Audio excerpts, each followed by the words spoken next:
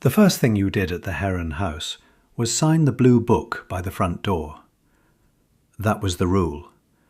Before sunscreen, before unpacking, before anyone was allowed to run through the hallway shouting that the ocean was still there, still huge, still waiting beyond the dunes.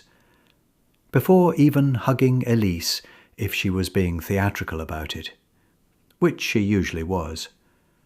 Date first, then your name, then one sentence about what you loved most that summer. It did not matter that summer had only been in your hands for 3 minutes. It did not matter that your opinions were still mostly highway dust, gas station coffee, and the smell of warm grapes from the cooler in the back seat. You wrote anyway. Elise said the book was for memory. Sloane said the house was needy. My mother always said, "It's only polite." That summer, it turned out all 3 of them were right. I had been writing in the blue book since I was 8 years old. The early entries were embarrassing in the ordinary way of children and evidence. June 14th. Nora. I love flip-flops and no homework. June 18th. I love dolphins, even though they look smug. June 20th. I love not wearing jeans. When I was 14, there was an entry that only said one name, and then that name had been scribbled over until the paper nearly tore. Sloane found it the next summer and held the book over her head while I tried to kill her with a beach towel. The summer I turned 17, I wrote, "Being seen." I wish I had written something easier. Popsicles, peaches, the first morning swim, anything small and bright and harmless. But I was 17, and 17 is an age that does not understand harmlessness. Every feeling arrives wearing a crown. Every glance has weather inside it. Every silence can become a verdict if the right person is standing close enough. My mother saw the words over my shoulder. For one quiet second, she went very still. "Don't put that," she said. I looked up, already smiling, because I thought this was going to be one of those mother-daughter things, the kind where she pretended to care about my dignity, and I pretended not to be thrilled that she had noticed anything at all. "Why?" She recovered quickly. Too quickly, maybe. "It sounds vain." "Exactly," I said. "Growth." Then Sloane came through the front door, dragging one of my duffel bags with the slow suffering of a person transporting a body. She dropped it, kissed the side of my head, and leaned over the book. Her eyebrows lifted.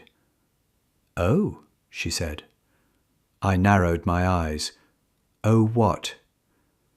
"That is a sentence a girl writes right before she ruins her life very beautifully." Sloane took the pen from my hand and wrote in long, dramatic loops, "Causing problems in flattering light." From the porch, Elise laughed so hard one of the grocery bags slipped down her arm. My mother did not laugh right away. She was still looking at my line. Not angrily, not even sadly. More like the words had landed somewhere in her body that she had not meant to leave uncovered. Then the house settled around us with its familiar creak, and the moment passed into the bright, cluttered happiness of arrival day. It should not have mattered. It was one sentence in a blue guest book in a crooked old house 2 streets from the ocean. But that was how most bad things began at the Heron House. As manners, as tradition, as one more thing everybody did because everybody had always done it. The drive to Sunspoke had taken 5 hours, which meant my legs were numb, my hair was flat at the crown and wild at the ends, and the Subaru smelled like hot upholstery, sunscreen, road snacks, and the faint ghost of fries I had probably dropped under the seat months ago. For most of the trip, my mother and I talked in the easy half-way we had developed over the years. We talked about college applications, without really talking about college applications. We talked about whether Elise would have replaced the old toaster, or whether we would all be risking electrical death for bagels again. Then the marsh smell came through the cracked window. If you know that smell, you know what it does. Salt, mud, hot grass, something faintly rotten made clean by sunlight. It reached into my chest and turned a little key. The road rose over the dunes. The Atlantic flashed open. "Oh," I said. Because I said it every year. My mother smiled without taking her eyes off the road. There she is. Sunspoke Beach was not objectively the best beach in the world. I know that now. There were whiter beaches, cleaner beaches, beaches with fewer jellyfish and fewer teenagers throwing footballs as if innocent strangers were furniture. But objectivity is for maps. Sunspoke was ours. At least, that was how it felt then. The Heron house leaned toward the water like it had spent decades listening to gossip from the waves. Grey shingles, blue shutters, a porch that sagged in the middle, an outdoor shower with a latch that worked only if you believed in it, shell wind chimes under the eaves. Someone had replaced the porch swing years before with a deep blue chair, and Sloane still discussed it as though the family had covered up a murder. "I miss the swing," she said, the second we pulled into the gravel drive. Elise stood on the porch with a bag of limes in one hand. "You say that every year." "Because every year it remains true. Life has loss." "Not like that." Then Sloane saw me, screamed my name, and launched herself down the steps with very little regard for bone integrity. She hit me full force, all coconut sunscreen, peppermint gum, and expensive shampoo. For a second, I could not tell whether the dizziness was from impact or relief. "You're late," she said into my shoulder. "We stopped for gas." "You stopped for time theft." She pulled back to look at me. That was the first time that summer. Not the first time anyone had looked at me. People look at you all day without seeing anything. This was different. Sloane's eyes moved over my face, my shoulders, my bare legs. She did it quickly, but not quickly enough. A little flicker of surprise, a rearranging. Then she smiled. "Well," she said. I groaned. "Do not." "You got hot." "I got sweaty in a car." "Same thing, apparently." I hated how pleased I was. I hated the hot little lift in my chest. I hated that my first instinct was to look toward the house, because I knew who else would be inside. Sloane saw that too. "Oh, humiliating," she whispered. "You're still in love with Theo." Theo Fisher was not my boyfriend. He had never been my boyfriend. He was Elise's younger son, 17, brown hair that curled when wet, a crooked front tooth from a skateboard accident, a way of listening that made people confess things just to reward him. I loved him because he was kind. I loved him because he was careless with his kindness, which made it feel accidental and therefore true. That year, when I walked into the kitchen carrying my tote bag and pretending my heart was not climbing out through my throat, Theo turned from the sink. He had a peach in one hand. The afternoon light came through the window behind him, warm and honey-coloured. Elise was asking who bought 4 jars of salsa. Miles was trying to open a bottle with a lighter. Theo looked up. He saw me. For one soft, ridiculous second, the whole kitchen seemed to drift away from us. Then he smiled. "Hey, Nora." 2 words. My entire nervous system behaved like someone had opened all the windows in a storm. "Hey," I said. I had imagined this moment many times. Instead, I looked at the peach. Nice fruit. Theo looked down at the peach as if he had not noticed he was holding one. "Thanks. I made it." "In this kitchen?" "Hydroponics." The kitchen noise came back. Elise kissed my forehead. Sloane whispered "fruit" into my ear until I almost shoved her into the pantry. Above the little white table by the front door, the blue book lay open to the page where we had written. The shell chimes clicked in the hallway.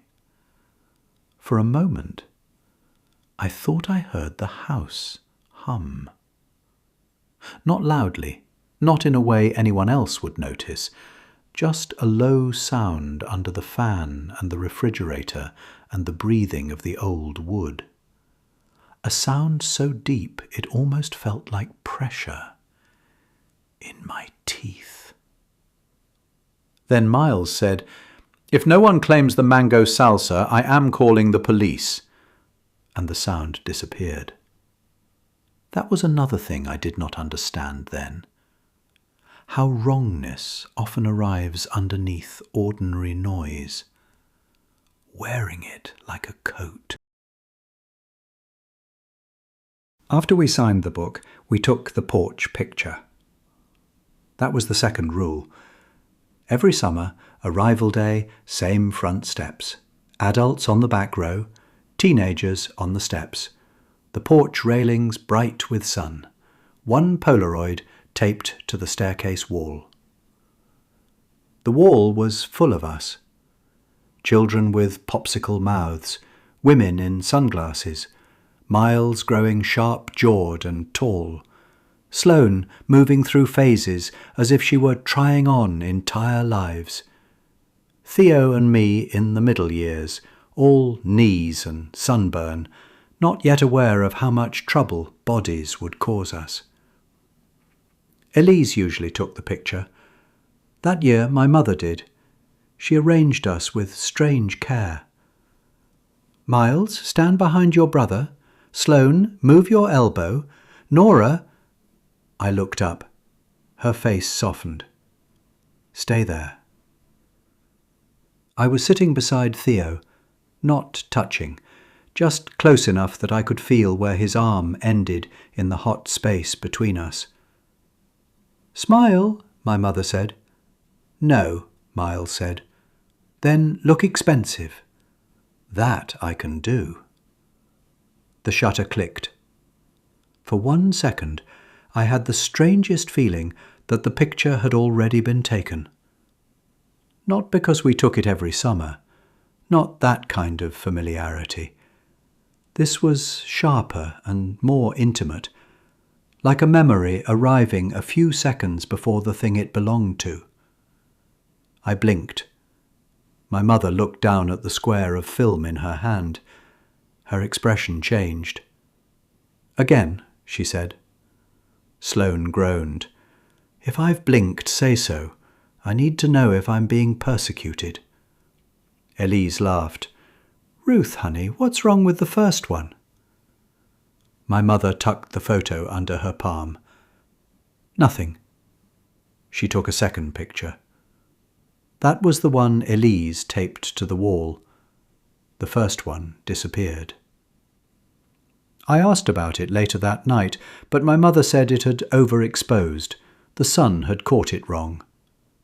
I believed her.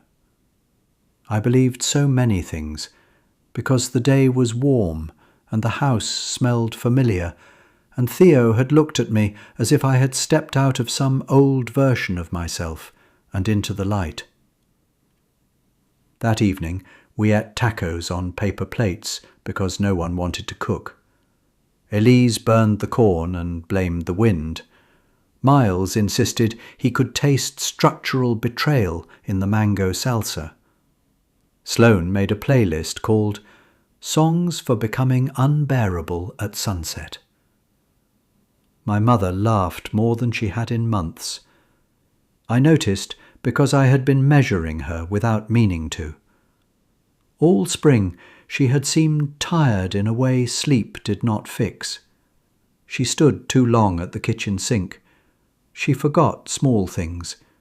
She watched me sometimes with an expression I could not name, as if I were walking away from her, even while standing still. That first evening at the Heron House, she sat beside Elise at the long table and laughed until she wiped her eyes. I thought the beach had returned her to me. After dinner, the teenagers went down to the water. There was me, there was Sloane, there was Kit, 15, soft-spoken and full of facts no one should know before breakfast. There was Theo. There was Miles, who came mostly because he liked an audience. And there was Grace, who lived year-round in Sunspoke and worked at the ice cream shop by the pier. Grace had dark hair cut to her chin and the relaxed authority of someone who belonged to the place the rest of us borrowed. She was waiting by the old lifeguard stand when we arrived. The beach was cooling into evening. The waves looked darker than the sky. The first stars came out shyly, as if asking permission. We gathered around the lifeguard stand. It had not been used in years. Someone had painted a tiny ghost under the seat with the words, "You are here." Miles climbed onto the lower step and cleared his throat. First night meeting of the Sunspoke emotionally gifted, attractive people with limited prospects is now in session. Can we not call ourselves that? Kit asked. We can workshop. Grace leaned against one of the posts. If this becomes confessions, I'm leaving. It is obviously confessions, Miles said. Confessions had started when we were kids. Everyone had to say one true thing. Back then, secrets were things like, I peed in the pool, or I ate the cupcake Theo was saving. As we got older, the game became less safe.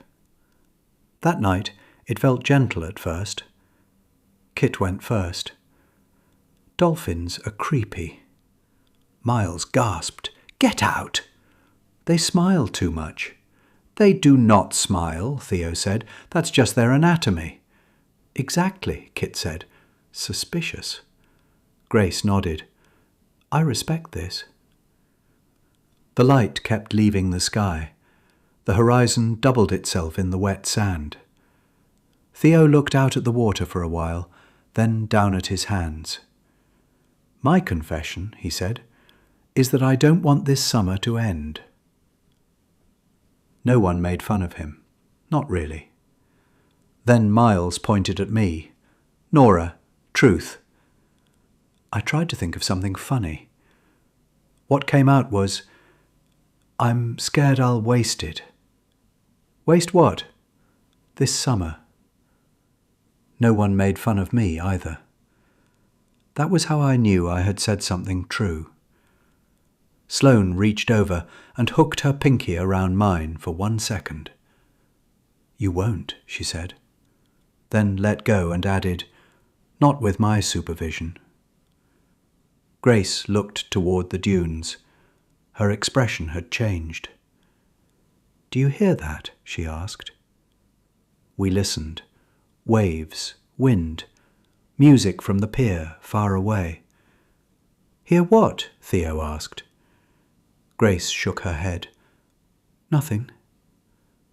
I smiled, but the beach felt different after that. Quieter.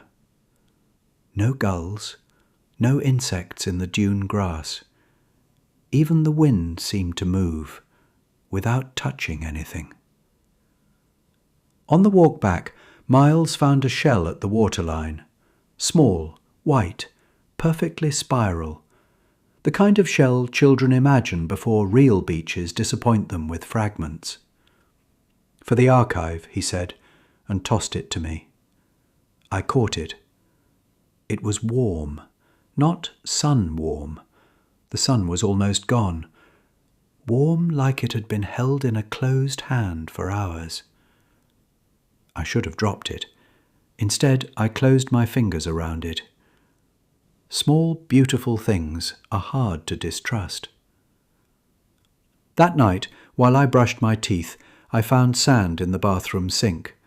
Not a little, a neat crescent of wet sand around the drain. In the centre of it, the white shell. I had left it downstairs beside the blue book. I stared at it until toothpaste foam slid down my wrist. Then Sloane banged on the bathroom door. "Nora, if you died in there, can I have your green bikini?" "Go away." "So that's a yes?" I picked up the shell with 2 fingers. It was warm again. This time, I dropped it. The next morning, I told myself 3 very reasonable things. 1. Old houses did strange things. 2. I had probably carried the shell upstairs and forgotten. 3. 17-year-old girls with crushes were not reliable witnesses, even to sinks. The day was too beautiful to argue with. The sky was bright and cloudless. The ocean had settled into a harmless, glittering blue. The air smelled of sunscreen, warm plastic, watermelon, and salt. That was the thing about Sunspoke.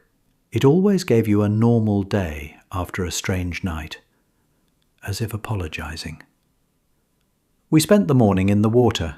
Theo and I floated past the first line of breakers, while Miles performed increasingly unwise dives, and Sloane rated them like an Olympic judge with personal grudges. 4, she called. Miles surfaced, offended. That was at least a 7. Your entry lacked emotional truth. My entry had splash radius. Different category. Theo floated beside me on his back, eyes closed, hair dark against the water. "Do you ever get that feeling here?" he asked. "What feeling?" "Like you remember things that haven't happened yet." I turned toward him. His eyes were still closed. The water lifted us gently, then lowered us. That is an unsettlingly specific question. He opened one eye. "You don't." I thought of the porch picture, the shell, the beach going quiet around us. "Sometimes," I said. Theo looked toward shore. "I dreamed about you last night." "Oh? Not like that." "I didn't say anything." "You said it spiritually." He laughed, but then became serious. "We were on the beach, but the sky was water. There were stars under it. And something was moving there." "A whale?" "No." "A plane?" "In the water sky?" "I'm trying to help." He laughed once, quietly. Then he said, "It knew your name." The warm water moved around my shoulders. For a moment I felt very far from shore. "That's what dreams do," I said. "They take things you already know and make them weird." "Yeah." But he did not sound convinced. Theo said, "Lantern swim is tomorrow night." The words entered the water between us and stayed there. The lantern swim was another Sunspoke tradition. Every July, on the lowest tide, people gathered at dusk with paper lanterns and waded past the sandbar. You lit the lantern, made a wish, and let it float back toward shore. It was pretty. It was probably illegal. It had been happening since before any of us were born. I had never gone. Every summer my mother found a reason. "I'm going," Theo said. "Cool. You should come." The whole ocean seemed to tilt toward the sentence. "My mum doesn't like it." "Your mum doesn't like Miles using metal on non-stick pans, because she respects civilization." He smiled. Then, "I want you there." There are things a person can say that are not technically love, but behave like love once they get inside you. "Okay," I said. "Okay?" "Okay." On the beach, my mother stood up so suddenly her book fell into the sand. By the time I reached her, she was already smiling too brightly. "Everything okay?" "Of course." "You looked—" "A bee," she said. "Or a wasp. One of those moral failures with wings." That sounded like my mother, so I almost believed it. But later, when I picked up her book to shake out the sand, I found something tucked between the pages. A Polaroid. Not the second porch photo, the first one. The one my mother said had overexposed. It was not overexposed. It showed all of us on the porch steps, smiling or pretending not to. It showed Theo looking at me. It showed Sloane looking at Theo, looking at me.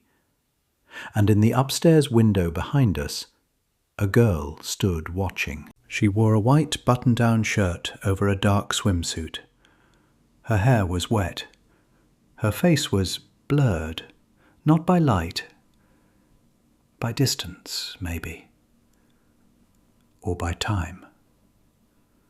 I stared until the picture seemed to deepen in my hand. Then my mother took it from me, very gently. "Nora? Who is that?" "No one." The word came out too fast. "Some things are better left uninvited," she said. "It's a picture. Pictures invite more than people think." She slid the Polaroid into her pocket. "I know how that sounds." "Do you?" "Yes, because it sounds fully insane." She smiled just a little. "Then at least I'm being clear." She walked back toward the house before I could ask anything else. Back at the house that afternoon, the blue book had been moved. It was no longer on the little white table by the front door. It sat open on the kitchen counter, surrounded by crumbs and peach juice. Kit stood over it, frowning. "Who wrote my line?" She pointed. Her entry read, "Kit. Quiet water." "I didn't write that." Sloane leaned over her shoulder. "It's your handwriting." "I know." Kit looked upset. "I was going to write sea glass." My mother entered the kitchen with a stack of clean mugs. When she saw the book open on the counter, two of the mugs clinked together sharply. "Who moved this?" No one answered. She closed the book. "It stays by the door." Her hands were steady. That worried me more than shaking would have. A gull cried overhead as Theo and I walked back from the bakery. Then the same cry came again. Exactly the same. Not similar, not another gull. The same sound, repeated, with the little break in the middle, the same lift at the end. Theo stopped walking. "Did you hear that?" I looked up at the blue, empty sky. There were no gulls. "Hear what?" I said. He looked at me. We both knew I had heard it. Neither of us said so. At dinner that night, no one said the word lantern. This made the word bigger. It sat between the corn and the pasta salad. It rested on the porch railing while the adults drank wine. It followed us upstairs. Sloane painted my toenails coral on the balcony, while Kit read facts about shipwrecks from her phone in a sleepy voice. Grace sat on the floor with her knees drawn up, watching the dark water beyond the dunes. "You going tomorrow?" Sloane asked her. Grace did not look away from the ocean. "I work." "After?" "Maybe." "That's not an answer. It's the answer I'm renting." The balcony light flickered once. Grace looked up sharply. "What?" Sloane asked. "Nothing." Sloane capped the polish with unnecessary force. "If one more person says nothing, I am going to become a problem in unflattering light." I laughed. The light flickered again. From downstairs came the low hum I had heard on arrival day. Refrigerator, I told myself. Fan. Pipes. Old houses had old house sounds. But the hum settled under my ribs. Not loud enough to hear exactly, only loud enough to make thinking feel slightly heavier. "He's different with you," Sloane said. "He's exactly the same." "Wrong." Kit said softly, "Theo does look at you more this year." Grace finally turned from the water. "No," she said, "he doesn't." Sloane smiled. "Just don't become one of those girls." "What girls?" "The ones who get chosen and forget they had friends." The word moved through me strangely. Chosen. I looked toward the ocean. "I'm not chosen," I said. Grace stood suddenly. "I have to go." Sloane blinked. "What?" "Early shift." "It's 10 o'clock." "Exactly. Terrible time management." She left before anyone could stop her. Kit said quietly, "She gets weird before the lantern swim." "Everyone gets weird before the lantern swim," Sloane said. I looked down at my coral toenails. The polish shone wetly in the balcony light. For just a second, the colour looked wrong. Not coral. Blue. Then I blinked, and it was coral again. By sunset, the beach was full of lanterns. They glowed in people's hands as we crossed the dunes, small gold squares against the deepening blue. The air smelled like citronella, warm paper, salt, and the buttered popcorn someone was selling near the pier. People laughed. Older teenagers shouted to each other. The whole world was noise and light and harmlessness. It looked harmless. More than harmless. It looked beautiful. That is the most dangerous disguise in the world. We waded in slowly. The water touched my ankles, then my calves, then my knees. It was warm. Too warm, though I did not let myself think that for very long. Theo stayed beside me. Sloane and Grace walked ahead, close but not touching. Kit followed behind us, murmuring facts about rip currents under her breath like prayers. The sky had gone violet. The first lanterns opened with flame. little gold squares, one after another. The water held them twice, one light above and one below. Theo leaned toward me.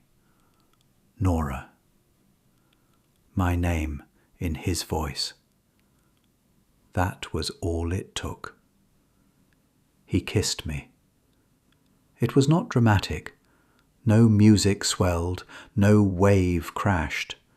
His nose bumped mine. My lantern bent against his shoulder. I almost laughed, and then his hand touched my waist, and the laugh dissolved. For one soft second, the world became very small and very bright. Then Sloane said, "Cute." The word was quiet. It still cut. I turned. She stood a few feet away in the water. Her lantern had gone out. Her face was pale in the dusk. "You've been waiting all summer for him to look at you. Congratulations. You're seen." The water stilled. Not metaphorically. The little waves around our legs flattened. The lanterns stopped drifting. Voices along the shore faded one by one, as if the beach were slowly being covered in glass.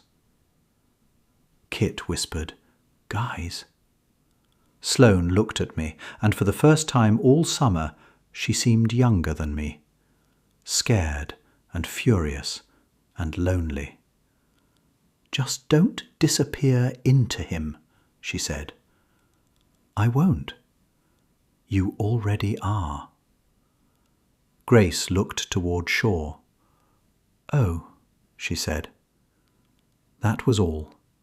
Just, oh. The lanterns were moving away from the beach, all of them. Hundreds of little lights sliding out past the sandbar against the tide, in perfect silence. Someone on shore laughed nervously. Then the moon rose, except it rose from the water. A pale curve surfaced beyond the sandbar, smooth, enormous, too close. For one forgiving second, my mind tried to make it into the moon reflected on a wave. Then it kept rising. Not a moon, an eye. The ocean opened under us. No one screamed. In stories, people scream when impossible things happen. In real life, when the impossible is large enough, the mind goes quiet. It becomes a small animal under a porch. The water beneath our feet turned clear. Below us was a sky. A black sky full of stars, not reflected above, below, vast and deep, with slow shadows moving through it, places where the stars went out and came back again. The eye beyond the sandbar blinked, and the beach changed. Not with a crash, not with thunder. The shore simply grew farther away. The music became thin. The pier lights dimmed. The dunes drew back from us like a curtain. Then the water dropped. We were standing on wet sand. The ocean was gone. The exposed sea floor stretched out under a sky crowded with unfamiliar stars. Behind us was the beach, but not our beach. The dunes were too high. The lifeguard stand faced the wrong direction. The Heron House was nowhere to be seen. The lanterns hung in the air around us, still, unlit. From somewhere under the sand, the low hum. The same hum from the house, only larger now. Large enough to be a place.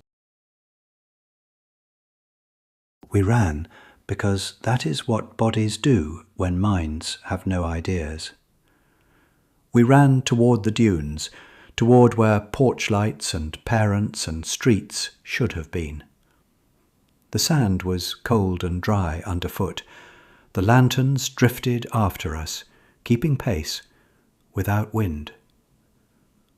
At the top of the dune, we stopped. There was no town, no road, no parking lot, no ice cream shop, no heron house. Only beach. Beach in both directions, pale under the strange stars, curving away until it vanished. Beyond the dunes, where land should have been, was more ocean. Kit sat down hard. Miles whispered, "Nope." Sloane was breathing too fast. Grace stood very still. "Grace," I said. She did not look at me. "My grandmother told stories," she said. "What stories?" "About the shore, beneath the shore." The hum deepened. The sand under us seemed to remember being water. Then my mother's voice came from below the dune. "Nora?" She stood on the sand with Elise and Sloane's mother, Mara. All three were barefoot. All three carried flashlights that did not shine. My mother's face was white with fear. "I told you," she said. And because I was 17, and because the universe had opened under my feet, and because my mother was still my mother, "This is not the time to be smug," I said. Miles made a tiny choking sound. Elise said, "Not one word." "I didn't say anything." You breathed sarcastically. My mother climbed the dune and took my face in her hands. She hugged me so hard I could barely breathe. "Oh, baby," she said. "Oh, Nora." That was when I began to understand. She had not been afraid something would happen. She had been afraid something would happen again. The adults argued quietly. Mara said, "You said it was over." Elise said, "I said I hoped it was over. That is not the same thing." "Thank you, Mara. I'm aware." My mother sat in the sand with her arms around her knees. She looked very young, younger than I had ever seen her. Mothers are not supposed to look 17. It is one of the first unfair truths you learn, that they were girls before you, and some part of them still is, trapped behind the face you know. The adults tried to make a plan. Plans are blankets for the mind. No one had a good one. My mother looked toward the strange water beyond the exposed sand. "It opens for love," she said. The sentence was too simple. That was why it frightened me. "What does that mean?" I asked.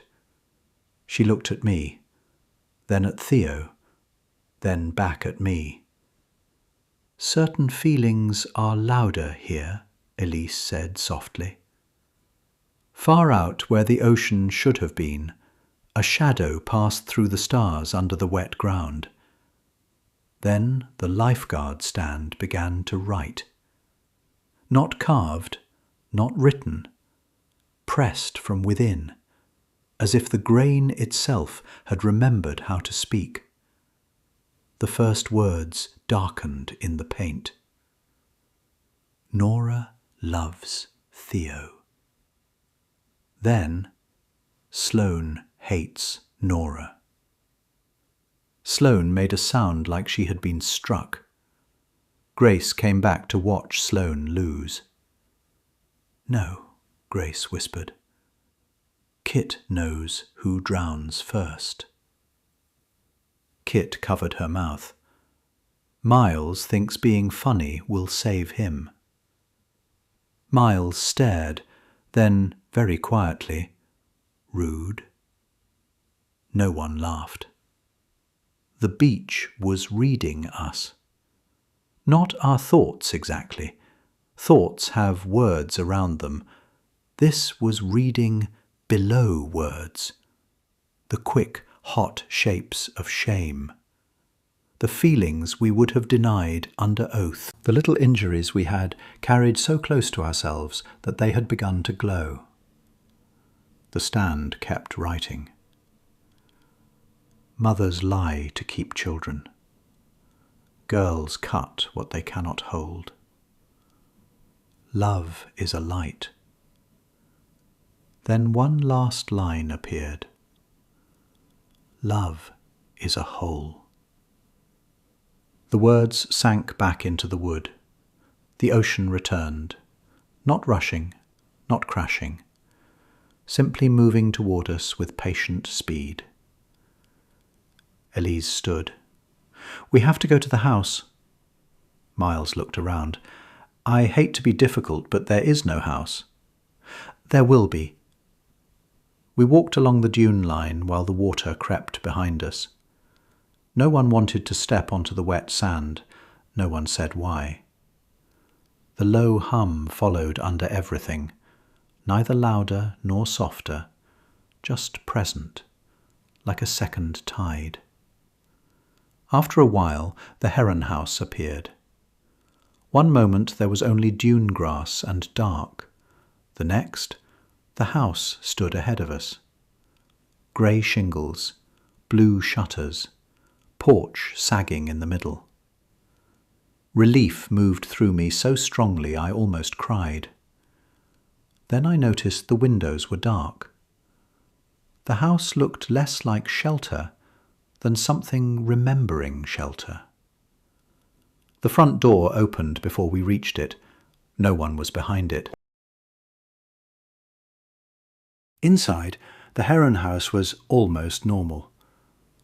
Almost is the cruelest word. The kitchen smelled like coffee and old wood and corn chips. The magnets were on the refrigerator. The salsa jars sat on the counter. Miles's banana peel lay in the trash, browning peacefully, which seemed offensive under the circumstances. But the clocks were wrong. Every clock showed a different time. 3:17, 11:52, 6:06. One ticked backward. One had no hands. The blue book sat on the white table by the door. It was wet. No one touched it. The Polaroid wall had changed. In every picture, someone stood in the water behind us, sometimes far out, sometimes close. The girl in the white shirt. In one photo, she stood behind my mother at 17, one hand lifted, as if about to touch her shoulder. In another, she stood behind me at 9 years old, while I grinned around a blue popsicle. In another, she stood in the upstairs window, on a summer when none of us had noticed her. Sloane came to stand beside me. "Absolutely not," she said. Then, because she was Sloane, she added, "Also, young you had terrible bangs." Not the point. It can be two things. Kit laughed. Tiny. Broken. It reminded us we were still people. Scared people. Trapped people. Possibly doomed people. But still people who could stand in a haunted beach house and insult a child's haircut. My mother stood by the table, watching the blue book. I hated it suddenly. All of it. The secrets, the rules, the adults who knew enough to be afraid and not enough to protect us. The way my first kiss, which should have been mine for at least one night, had been taken and made into a signal fire. "I need air," I said. My mother turned immediately. "No. I'm going to the porch." "Nora, the porch," I said. "Not the water, not the moon, not the haunted guest book. The porch." The air outside was cool and salt-thick. The ocean had come closer. I could hear it beyond the dunes, though the beach should have been wider. The sound was wrong. Not waves breaking. Breathing, maybe. Or something like breathing, done by something that did not need air. Theo came out after me. "I wanted to kiss you all week," he said. "You did?" "Longer than that." The ocean went quiet. Not quieter. Quiet. No waves, no wind, no house sounds behind us. From the water came a blue light, deep and distant, patient. Theo stepped back. The sound returned all at once. "Okay," he said, "no romance. We can do no romance." I started laughing. I could not help it. The universe had apparently developed a strict policy about teenage feelings and was enforcing it through eldritch coastal phenomena. Fear does not remove comedy. Sometimes it sharpens it. Sometimes, when the mind cannot bear the size of the dark, it goes looking for one loose thread of ridiculousness and holds on. By midnight, the house had become a cage. Every door opened back into the kitchen, the front door, the back door, the bathroom, the pantry. Open any of them, and there was the same kitchen from a slightly different angle. Once Miles opened the downstairs closet and saw himself opening the downstairs closet. He closed it gently and lay face down on the floor. "I need everyone to know," he said, muffled, "that I am handling this with tremendous dignity." The phones had no signal, but they had pictures none of us had taken. A picture of Sloane asleep as a child, half buried in sand. A picture of Theo, years from now, older, standing in this kitchen with a baby in his arms, and fear on his face. A picture of my mother at 17, crying on this porch. A picture of the white-shirted girl in the water, smiling. Then one photo appeared on all our phones at once. Me, walking into the ocean at dawn. After that, no one made jokes for a while. The adults tried to make a plan. My mother looked toward the strange water. "It opens for love," she said. Then, "When we were your age, it happened to us." "To you?" Sloane asked. "To all of us," Elise said. My mother's eyes drifted toward the dark outside. "There were 4 of us then." No one moved. "Me," she said. "Elise, Mara, and a girl named Vivian." The name changed the air. Not dramatically. The stars did not go out, the sand did not shake, but the beach felt suddenly nearer, as if something had leaned toward us. My mother flinched, just barely. "Don't say it again," Elise whispered. "Say what?" Sloane asked. "The name," Grace said. Her voice was flat. Mara looked at Grace sharply. "What do you know?" Grace did not answer. Sloane went upstairs. I found her in our room, sitting on the floor between the twin beds, staring at the green bikini she had threatened to inherit from me.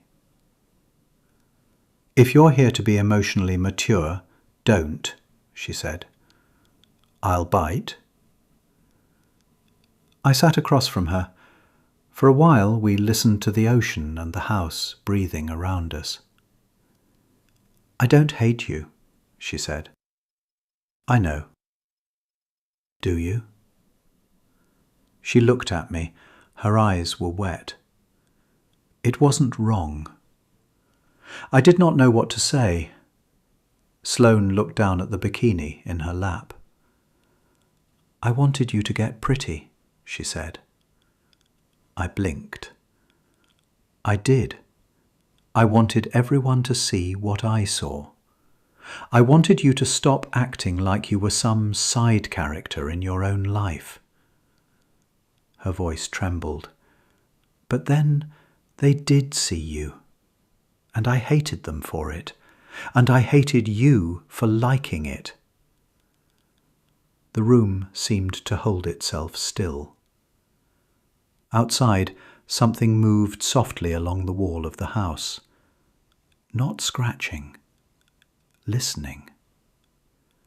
I said, I did like it. I know. I still do. I know. I don't know how to be sorry for that. Sloane looked down. Don't be, she said. That's the part I can't stand.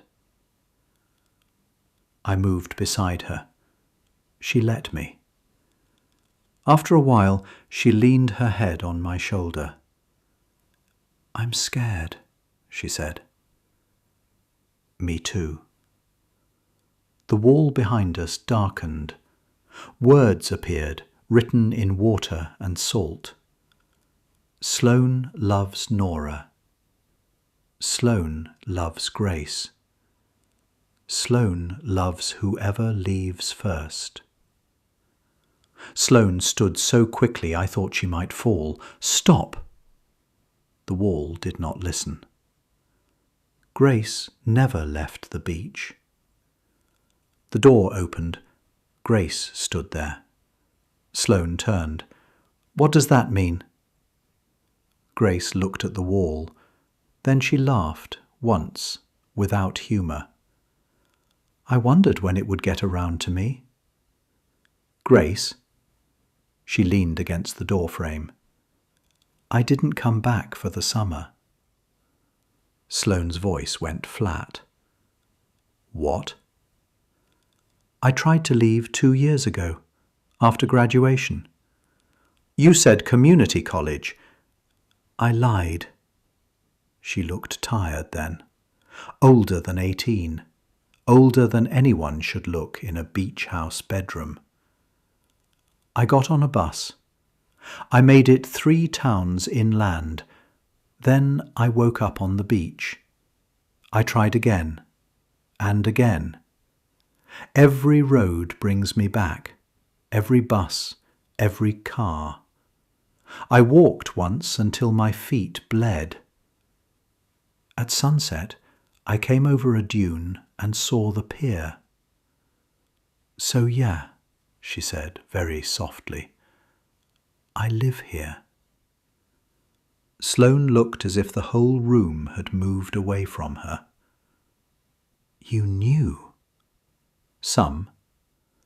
And you didn't tell us. Grace's eyes flashed, but the anger passed quickly. When? While you were all comparing tans? During ice cream?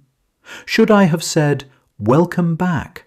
I am trapped in a place that eats feelings because our mothers survived something they still won't talk about? She looked at me. It likes first love, she said, but it keeps other things too. Regret, envy, grief, anything that circles. From downstairs, my mother screamed. Not a sudden scream, a grief scream, one that had waited years to find the right door. In the kitchen, the adults stood facing the back door. It was open. Beyond it was not the kitchen again. Beyond it was the beach. And on the threshold stood the girl from the Polaroids. She looked 17. She wore an oversized white button-down over a black swimsuit. Her hair was wet. Her skin shone with seawater. She was beautiful in a way that seemed unfinished, like a photograph still developing. My mother had one hand over her mouth. "Vivian," Elise whispered. The name had been spoken. I felt the house hear it. The girl's smile softened. Then the softness moved away from her, like water off glass.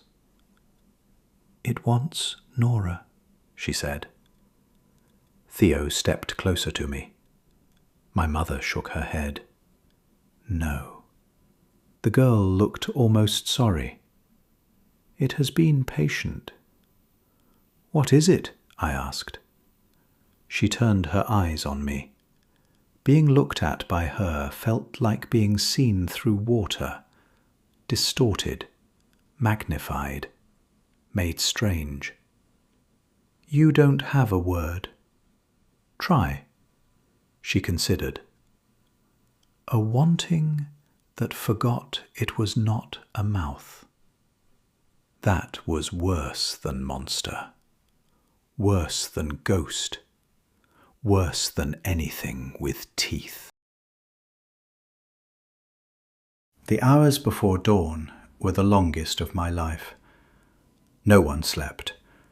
Sleep belonged to a world with laws. We gathered in the living room. The girl sat at the table, eating dry cereal from the box, like a wet prom queen from the afterlife. Miles whispered this to Kit, and Kit laughed so quietly she had to put a pillow over her face.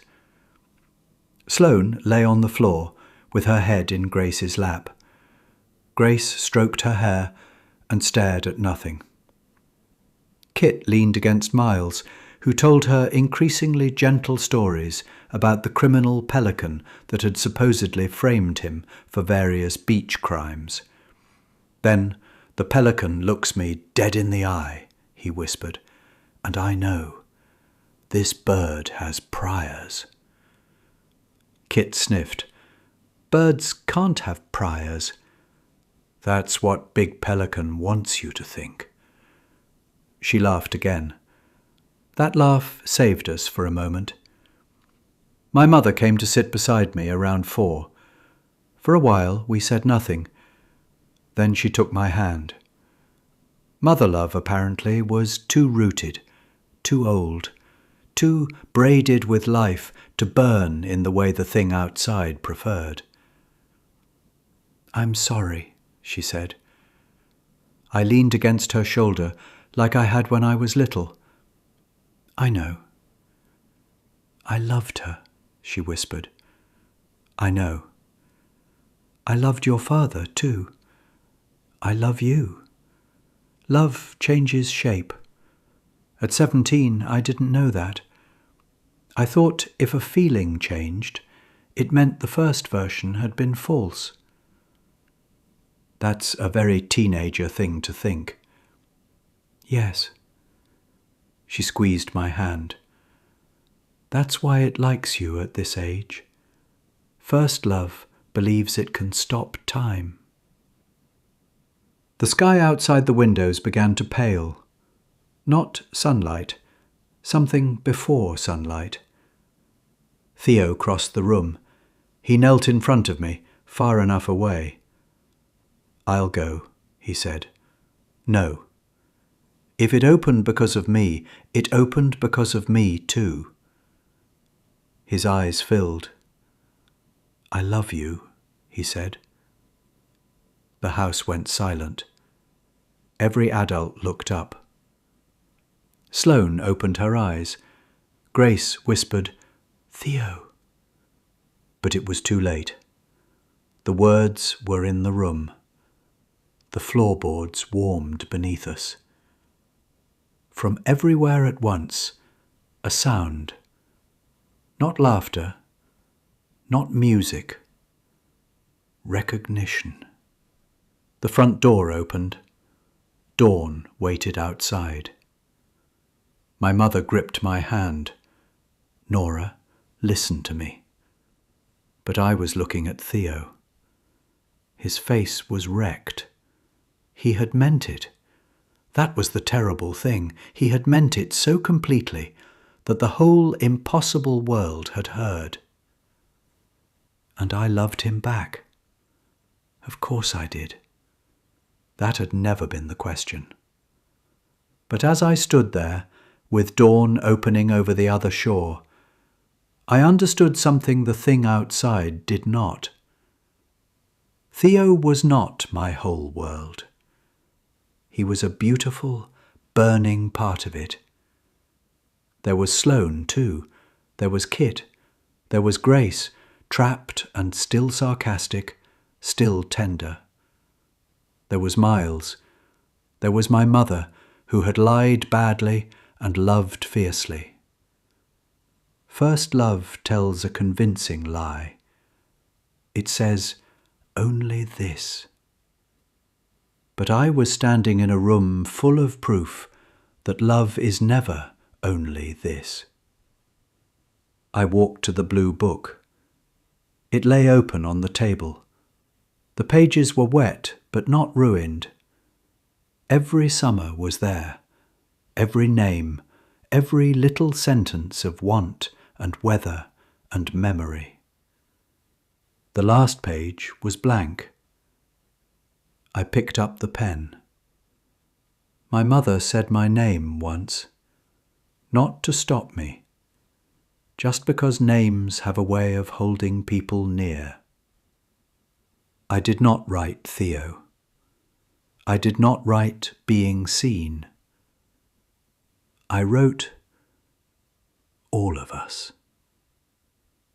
The house shuddered. The ink spread through the wet paper, branching like tiny rivers. Outside, the blue light flickered. I carried the book to the door. Everyone followed, but no one touched me. On the porch, dawn smelled like salt and old rain. The path to the water shone. The attention waited. It had been speaking all summer, in warm shells, blurred ink, repeated gull cries, missing photographs, and every silence my mother tried to place between me and the sea. I walked down the porch steps alone. With every step, the sky seemed to bend toward me. The lanterns drifted above the path without flame. At the edge of the blue light, I stopped. For one moment, I felt what had seen us. Not a monster, not a ghost, not a mind, not in the way we understand minds. Something older and simpler. A process. A tide of attention. A vast, patient looking that had mistaken love for a doorway and longing for an invitation. It had watched little creatures turn toward each other and light up. It had watched them say names. It had watched them return to the same places summer after summer, leaving records, pictures, confessions, wishes. It had not hated us. It had not loved us. It had noticed. And being noticed by something that large was enough to ruin generations. I opened the blue book. "You are wrong," I said. The blue light deepened. "I love him," I said. The water paused. But not only him. I love Sloane. I love my mother. I love Kit and Grace and Miles, even though Miles is an argument for boarding school. Far behind me, Miles called weakly, "Valid." I almost smiled. I love burnt corn and sunscreen and bad playlists. I love girls who say cruel things because they are scared. I love people who leave. I love people who come back wrong. I love this house, even though it should probably be condemned. I love things that change. The water reached my knees. The blue light folded and unfolded. I held up the book. I am not a lighthouse, I said. I'm a town. The beach trembled. For a second, I thought it would take me anyway. Then the girl in the white shirt walked past me into the water. My mother screamed, ran. The sand rose gently between them. My mother fell to her knees on the other side. The girl looked at me. Go home, Nora. Then she turned and walked into the blue. The attention followed her, or opened for her, or remembered her. Language fails there. The light folded inward. The water dropped. The stars beneath the sand went out one by one. The last thing I saw was the girl standing under an impossible sky, her white shirt moving around her like smoke. No longer 17, no longer old, no longer anything I could name. Then the sun rose. Our sun. The beach returned with a sound like someone exhaling. We were standing in shallow water near the sandbar. Around us, teenagers shouted and laughed. The pier lights glowed. Music played from someone's speaker. The whole world was normal again, or doing a very good impression. Only our group stood silent, soaked, shaking, alive. On the beach, my mother was on her knees in the wet sand, sobbing. Elise held her. Mara held Elise. Sloane held Grace's hand and did not let go. Miles wiped his face, looked around at the confused people near us and said, "So, are we thinking shared hallucination, or should I become religious?" Kit laughed so hard she cried. We went back to the Heron house. The clocks were normal. The doors opened where they should. The faucets worked. The Polaroid wall showed only us. Except for one picture. The old one my mother had hidden. It now showed 4 teenage girls on the porch steps, arms around each other, wind in their hair. My mother, Elise, Mara, and the girl in the white shirt. Behind them, the ocean was empty. My mother stood in front of that picture for a long time. Then she took it off the wall and packed it in her suitcase. We left Sunspoke 2 days early. No one argued. Before we went, I looked for the blue book. It was back on the little white table by the door, dry now, closed neatly, as if nothing had happened. My last entry was still there. All of us. The ink had not blurred. Grace did leave, not that day, not that week, but by August she made it 2 towns inland. By September she sent Sloane a postcard from Richmond, with nothing on it but a drawing of a dolphin and the words, "Still suspicious." Kit kept the postcard, because Kit kept things.